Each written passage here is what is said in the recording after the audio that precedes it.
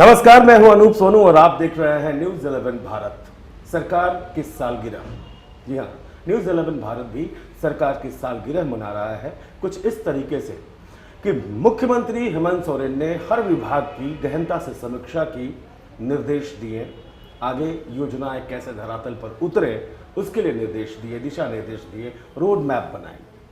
News 11 Bharat सुझाव भी दे रहा है, जो उपलब्धियां रही विभागों की वो बता रहा है और आगे की योजनाएं किस तरीके से आपके हक में जाएंगी ये भी बताने की कोशिश कर रहा है। इसी सिलसिले में, इसी कड़ी में हम इस वक्त एक ऐसी शख्सियत के सामने हैं जो अपनी पद और पद की मोहताज नहीं है, बल्कि कई ऐसे आंदोलन हुए उनके क्षेत्र के लिए जिनमें वो बढ़ चढ़कर हिस्सा लेकर आगे बढ़ी और जीत हासिल की, ताकि वहाँ के लोगों को उनका हक मिल सके, वहाँ के क्षेत्र को फायदा पहुँच सके। जोबा माझी इस वक्त हमारे साथ है, समाज कल्याण एवं महिला बाल विकास मंत्री। आपका बहुत बहुत स्वागत है न्यूज 11 भारत पर और सरकार के 1 साल होने पर ढेर सारी शुभकामनाएं। धन्यवाद। मैडम, सबसे पहले मुख्यमंत्री ने विभागवार समीक्षा की, गहनता से समीक्षा की, आपके विभाग की भी समीक्षा हुई, कई तरह के दिशा निर्देश दिए गए, चाहे वो बाल संरक्षण को लेकर हो, महिला संरक्षण को लेकर हो, कई जो एक्ट बने हैं या कई योजनाएं हैं बच्चों को लेकर। 1 साल में क्या कुछ उतना हो पाया जितना एक सरकार के एक विभाग को करना चाहिए? नहीं, सबसे पहले तो आपको धन्यवाद करती हूँ, क्योंकि माननीय मुख्यमंत्री जी ने बहुत ही संवेदनशील के तहत सभी विभाग का समीक्षा किया और उसी कड़ी में समाज कल्याण महिला बाल विकास भी समीक्षा हुई और उस समीक्षा में माननीय मुख्यमंत्री जी ने बहुत सारे चीज़ों को देखा और कहीं कहीं कमी भी रही और उसके प्रति माननीय मुख्यमंत्री जी ने यह गंभीरता के साथ इस विभाग को संज्ञान में लिया और ये भी मार्गदर्शन या सुझाव के तौर पे निर्देश दिया कि महिला बाल विकास जो विभाग है यह अत्यंत ही पिछड़ा कमज़ोर परिवारों के मुख्यधारा में लाने के लिए जी कुछ निर्देश भी दिए। उन्होंने कहा कि आंगनबाड़ी केंद्रों में बच्चों को अंडा और हाँ, उसी के बारे में कह रही हूँ। वही निर्देश दिया कि जो अति कुपोषित बच्चे हैं हमारे, उनको इस राज्य में जी उनका आंकड़ा निकाल करके जी और उनको अतिरिक्त हम अंडा भी देने का इस राज्य में कार्य शुरू करेंगे जी। और उसी तरह से हमारे जो राज्य में बहुत सारे वृद्धावन जो हैं, वृद्ध जो लोग हैं, दिव्यांग हुआ, उनको भी पेंशन से राष्ट्रीय जो सामाजिक सुरक्षा के तहत इंदिरा गांधी वृद्धावन पेंशन जो होता है उनके तहत उसको भी लाभ पहुंचाया जाए। मैडम, कुपोषण, मैंने देखा कि मुख्यमंत्री जी खुद कुपोषण को लेकर बहुत ज़्यादा चिंतित है और उन्होंने ये ऐसे हिदायत नहीं कहेंगे, इसे निर्देश कहेंगे कि उन्होंने कहा कि एकदम कंसंट्रेशन रहे विभाग का कि बच्चे कुपोषित न हो, हमें झारखंड को कुपोषण मुक्त करना है। लेकिन ये जब प्रण लेता है कोई भी मुखिया तो उसके जहन में ये भी रहता है कि इन चीज़ों को एग्जीक्यूट करने के लिए अधिकारी काम करते हैं धरातल पर। क्या लगता है हमारे यहाँ माहौल अभी है या पहले से बदला है कि अधिकारी आपके निर्देशों का पालन करके और सही बच्चों तक, सही महिलाओं तक सही हक पहुँचा सके?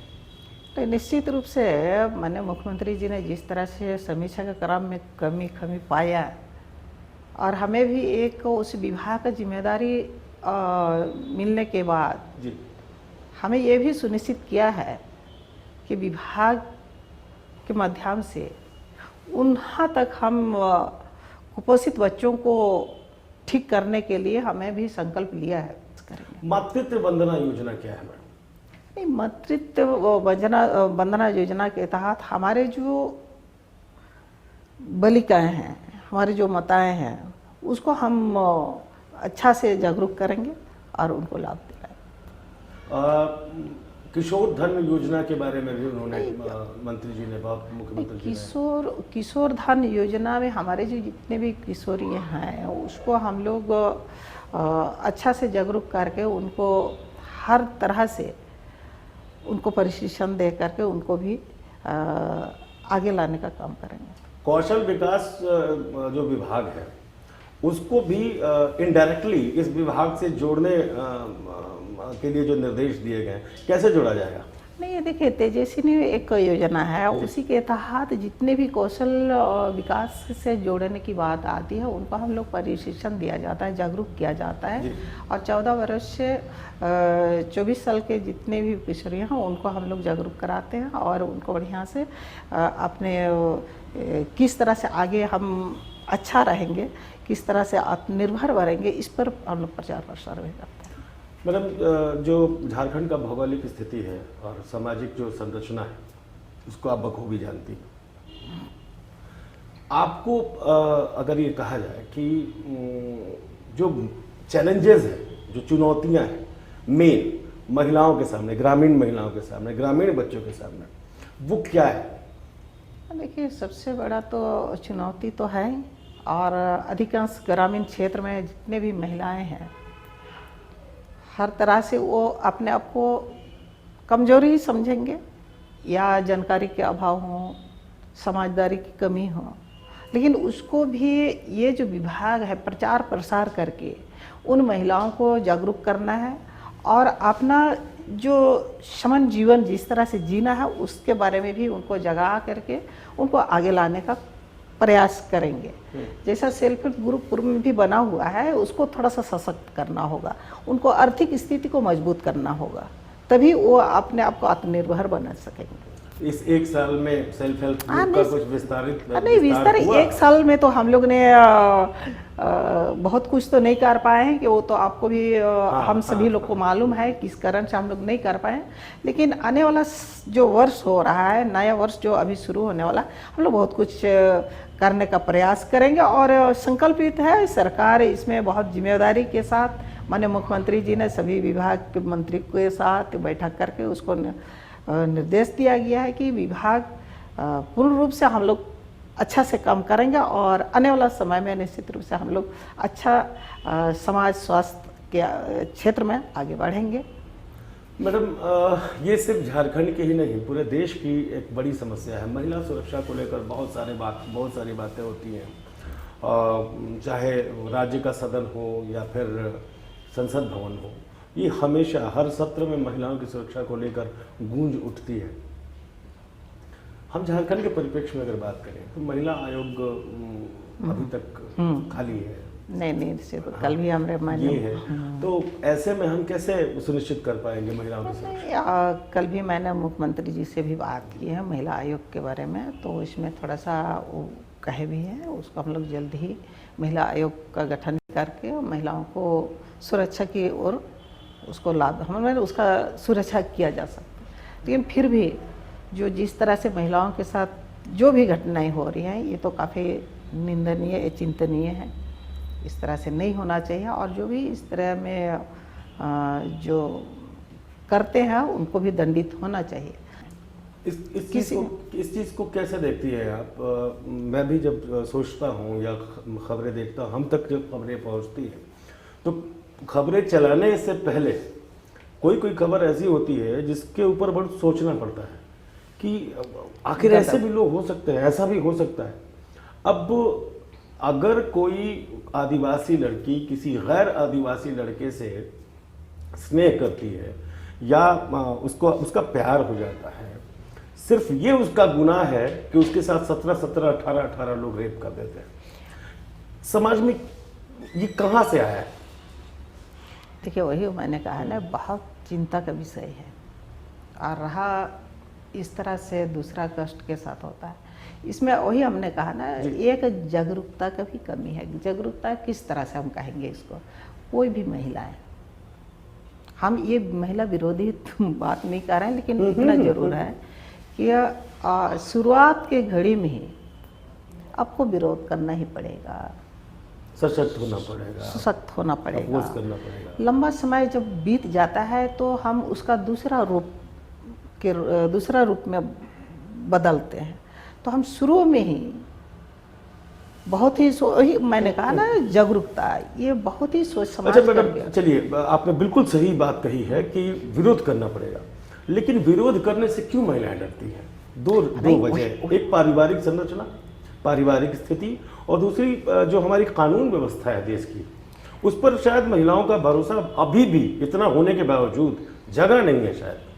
नहीं, ऐसी बात नहीं है। देखिए, पारिवारिक भाई हो, ये तो स्वयं जब बालिग हो जाती हैं, 18 बरस हो जाते हैं, तो थोड़ा बहुत तो समझदारी आती है, थोड़ा बहुत सोच समझने की शक्ति आती है। तो उसी समय हमको सोचना ही होगा हम किस ओर जा रहे हैं।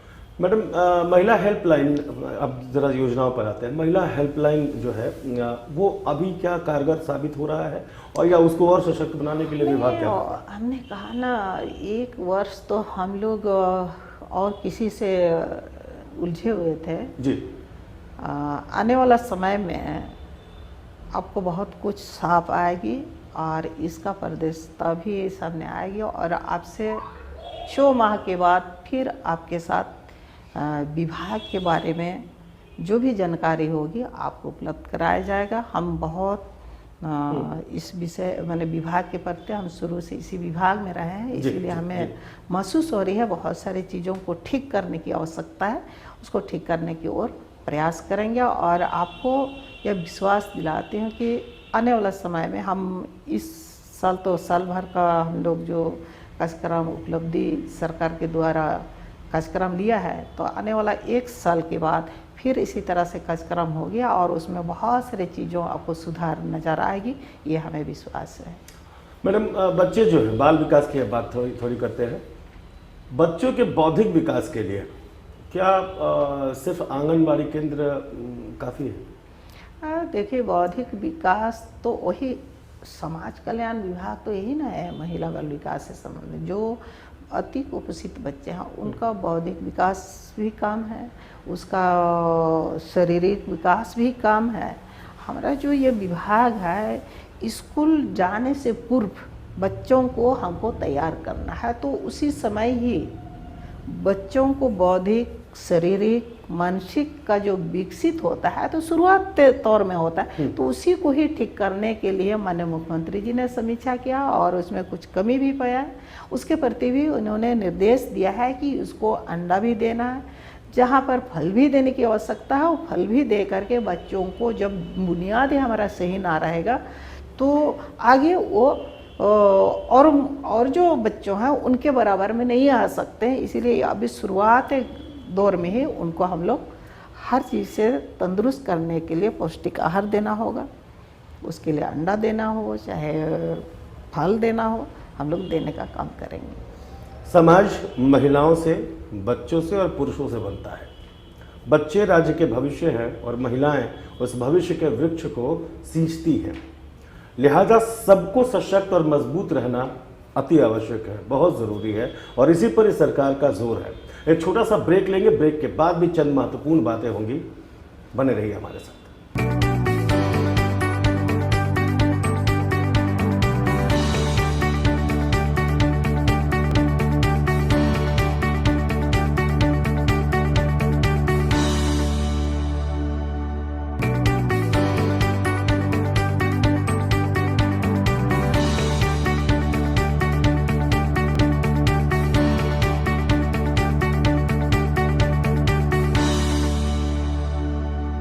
ब्रेक के बाद आपका स्वागत है। आप देख रहे हैं सरकार की सालगिरह। इस वक्त हमारे साथ है समाज एवं महिला बाल विकास मंत्री जोबा मांझी जी ने बेबाकी से कहा कि बहुत सारी चीज़ें अभी रह गई हैं 1 साल में जो सरकार ने चुनौतियों से पार पाया है। हालांकि अभी वो चुनौतियां बरकरार हैं, कोरोना महामारी की हम बात कर रहे हैं, बावजूद इसके जो दिशा निर्देश है उस पर बखूबी काम हो रहा है। मतलब मुख्यमंत्री हेमंत सोरेन ने अनाथ बच्चों के लिए एक निर्देश दिया। उन्होंने कहा कि एक ऐसा मॉडल तैयार करें, आपके विभाग को निर्देश दिया है अनाथ बच्चों के लिए, उनके विकास के लिए एक ऐसा कार्यक्रम तैयार हो जिसमें उसी गांव के सिंगल बुजुर्ग हों या महिला हों उनको जोड़ा जाए। ये योजना बहुत एक्साइटमेंट हुई ये पढ़ के, ये कैसे काम करेगा? इसीलिए मैंने कहा ना, हमारी जो बैठक होने है ये जनवरी 4 तारीख को, उसमें बहुत सारे चीज़ों को हम लोग किस तरह से उसको धरातल पर उतारेंगे, इस पर भी हम लोग निर्णय लेंगे। जैसा माननीय मुख्यमंत्री जी ने कहा था कि बहुत सारे ऐसे अनाथ बच्चे होते हैं जो माता पिता जो गुजर जाते हैं, तो उस हालत में वो बच्चा को देख रेख करने वाले कोई रहते नहीं जी। तो उस हालत में पंचायत स्तर पे कोई ऐसा वो भी अनाथ जो महिलाएं होगी, वो अपने बच्चों को, यदि ऐसा कोई गांव में 2-4 जो भी निकलेंगे, वो बच्चों को सेवा करेंगे और वो सरकार उनको सहायता देगी ताकि वो बच्चे अनाथ ना हो। वो बच्चे जो होंगे, सेवा देवा जो भी होता है, साफ सफाई होगा, खाना खिलाना होगा उसको, माता पिता जिस तरह से पालन पोषण करेंगे उसी तरह से वो बच्चे को पालन पोषण करेंगे। ये भी माननीय मुख्यमंत्री जी ने विभाग को निर्देश दिया है। माता पिता के मैडम, आपको लगता नहीं कि ये जो निर्देश है, ये जो प्लानिंग है, ये 3 डायमेंशनल प्लानिंग है? मतलब कि ये सिर्फ अनाथ बच्चों को केंद्र में जरूर रखा गया है, लेकिन उनकी देखभाल के लिए जिनको जोड़ा जाएगा उनका भी कल्याण होगा। तो आपको नहीं लगता कि ये बहुत महत्वपूर्ण योजना है? और इसके लिए जी, और इसीलिए कहा ना कि इसलिए बहुत महत्वपूर्ण होगा। जो अनाथ औरत हो गई, जो इनके हस्बैंड भी नहीं है, उनका भी कल्याण होगा, उनका भी सरकार की तरफ से उनको मदद करेगी। और जो बच्चे जिनका माता पिता नहीं है, जो लालन पालन करने वाले कोई नहीं है, वही महिलाएं वो माँ के रूप में उसको, उन बच्चों को लालन पालन करके उनको बढ़ाएगा, पढ़ाएगा, आगे बढ़ाएगा। और ये उसमें जो भी खर्च आएगा वो सरकार करेगी। माननीय मुख्यमंत्री जी ने कहा उनको हम लोग सपोर्ट करेंगे ताकि वैसा बच्चा भी अनाथ ना रहे और भटकने से वो बच्चा को हम लोग बचा सके। मैडम, ऐसा आपको लगता है कि सरकार जब वजूद में आई थी, जब सरकार नई बनी थी, खजाने को लेकर बहुत विवाद हुआ, बहुत बहस हुई, आपको लगता है कि जो जितनी योजनाएं नई बन पा रही है या जो आप लोगों ने सोच रखा है उसमें कहीं ना कहीं खजाना बाधा बन रहा है? नहीं, खजाना तो बाधा रहा ही है। खजाना के साथ साथ में बहुत बड़ा महामारी भी संकट आ गई, तो दोनों साथ चला। इसीलिए मेरा सवाल था इसीलिए कि ये एक ऐसा विभाग है जिसमें हर वक्त हर रोज वो खर्च होता है। ये रोड और पुल नहीं है कि वहाँ बाधित हुआ, वहाँ से पैसा निकासी नहीं हो पाया, ऐसी विभाग नहीं है। ये पोषाहार का कर्ज चला, वृद्धा पेंशन चला, दिव्यांग पैसा चला, वो तो चलते ही रहा है। इसीलिए ये जो हमारा पैसा ही घट जाता है, क्योंकि पैसा बचता नहीं है। बजट में जितना उपबंध होता है उससे भी हम लोग खर्च जितना मिलता है उसको पूरा हम लोग खर्च कर देते हैं। ये बतौर मंत्री जोबा माझी जी क्या सोचती हैं कि जैसी जोबा माझी खुद है, जिस परिवार से आती है, जितनी सशक्त होके उन्होंने लड़ाई लड़ी, बांध के लिए लड़ाई लड़ी, डैम के लिए लड़ाई लड़ी, तो आपको लगता है कि वो दिन आए जिस दिन झारखंड की हर महिला जोबा माझी बने? नहीं, इसमें कोई संदेह नहीं है। हर महिला अपने लिए ही नहीं, समाज के लिए, समूह के लिए बढ़ चढ़ करके आगे आए, भागीदारी बने और ये भी सुनिश्चित करें कि महिलाएं भी कोई क्षेत्र में कम और कमजोरी नहीं है। सिर्फ हिम्मत की आवश्यकता है, अपने आप को अपना पहचानने की आवश्यकता है कि हम क्या हैं। मैडम, अभी 44 बच्चियाँ, 44 लड़कियों को मुंबई से यहाँ ले आए, कोयम्बटूर से ले आया गया और ये व्यवस्था है ऐसी कि ऐसी बच्चियों को यहाँ लाकर उनको रोजगार दिया जाए या उनके पोषण और पालन की व्यवस्था की जाए। तो क्या इतना सरकार के पास बजट है? क्योंकि एक संख्या है जो हमारे आंकड़े कहते हैं, वो संख्या मुझे लगता है लाखों में है जो पढ़ी लिखी बच्चियां बाहर हैं, और अगर लाने की कवायद शुरू की जाए तो हर रोज 1000 से ज़्यादा बच्चियों को लाना पड़े। ये बात सच है। बहुत संख्या में, बहुत ही ज़्यादा संख्या में हमारे पढ़ी लिखी लड़कियां बाहर हैं। और मैंने कहा ना, माननीय मुख्यमंत्री जी ने हर चीज़ों को ध्यान में रख करके हर तरह से यहाँ के महिलाओं को रोज़गार देने के लिए, सबको नौकरी नहीं दिया जा सकता, नहीं दी जा सकती, बिल्कुल सही है। इसके लिए भी अलग अलग तरीक़ा से उनको रोज़गार देने का व्यवस्था किया जा सकता है। आप चाहे उनको सेल्फ हेल्प ग्रुप करके या व्यक्तिगत करके, इनको हर क्षेत्र में प्रशिक्षण दे करके, आर्थिक उनको मदद करके, और उनको यहीं पर रोज़गार वही होता है कि हम यदि यहाँ कुछ भी हम व्यवसाय में आ जाते हैं तो उससे भी हमारा रोज़गार होते हैं। तो माननीय मुख्यमंत्री जी का यह संकल्प है, उनकी जो सोच है, हम लोग को भी जो गाइड करते हैं कि अपने अपने विभाग में क्या हम अधिक से अधिक लोगों को रोज़गार दे सकते हैं, उनको स्वावलंबी बना सकते हैं, आत्मनिर्भर बना सकते हैं। तो ये थी समाज कल्याण एवं महिला बाल विकास मंत्री जोबा मांझी जी, जिन्होंने बेबाकी से अपनी बात कही। उन्होंने कहा कि एक साल में जो होना चाहिए था वो नहीं हो पाया, उसकी वजह थी कई चुनौतियां, चाहे वो कोरोना हो या फिर खजाने की कमजोरी हो। लेकिन अगला 6 महीना कयामत लेकर आएगा इस विभाग के लिए। कयामत उस सेंस में कि अमूलचूल परिवर्तन देखने को मिलेगा और विकास की जो गति है वो तेज रफ्तार से आगे बढ़ेगी। इसी उम्मीद के साथ आपका बहुत बहुत शुक्रिया, बहुत बहुत धन्यवाद। आपका भी बहुत बहुत धन्यवाद।